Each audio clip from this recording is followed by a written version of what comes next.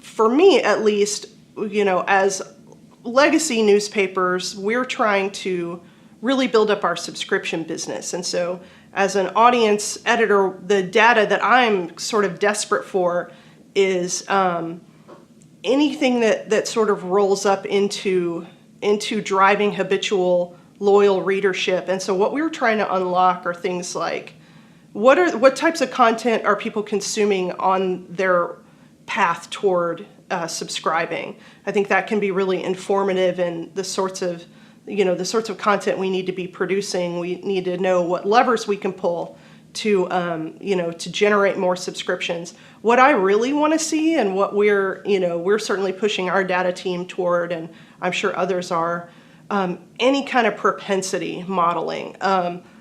I want to know, both from a audience perspective and from a content perspective, the propensity to subscribe. So who are the people that look like they might subscribe, and what kind of experiences on our site should we be serving them versus a drive-by user, or someone that's sort of toward the top of the funnel.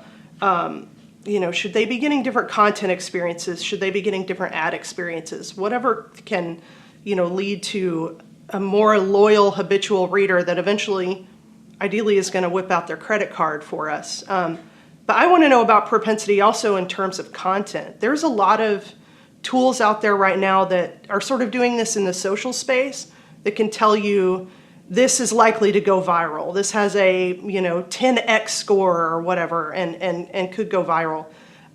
That's not as useful to me in a 2018 world where we're trying to build subscriptions, and Facebook has changed so much. At the whim of the algorithm, we can really sink or swim. And so I'm really interested to find out what's the propensity on this particular piece of content to make someone subscribe.